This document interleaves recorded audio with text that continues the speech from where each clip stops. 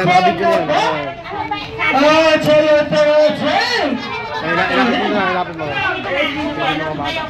lahat ka ng case natin, gusto kang pamalo ng 5 pesos. 1, 2, 3, go!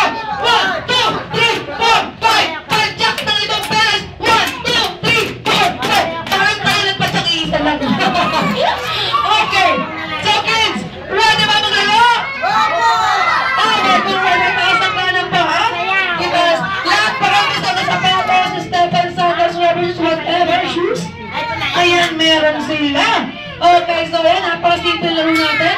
Tinatawag na rin ito na McDonald's Find My Pair Shoe. Ate Emi, paano ba yun? Napaka-simple yan po. Ayan. Pagbilang ni Ate Emi ng 3, humirubarin niyo yung sapatos na sa kanang paa at ilalagay sa gitna.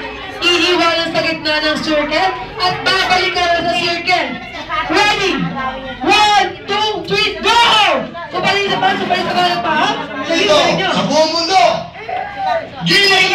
Okay, ano ba naman lahat? Itaas na yung paang walang sapatos. Ayan, medyo pinamay yan. Parang malamoy. Yun! Okay, ayan. Pagbilang ni Ate Abby ng 3, makinig mga kids, iiwanan nyo yung sapatos nyo dyan. Pupunta kayo doon sa pinto ng play place. Tatalikod kayo sa sapatos niya. Bawal ang manilip. Bakit bawal manilip? Kasi magkakamutan sa mata ng gapasas. Ay, hindi ka na makakita mo. Okay. Ready? Get set. Go! Punta na, di ba? Sa sapatos niya. Ayan.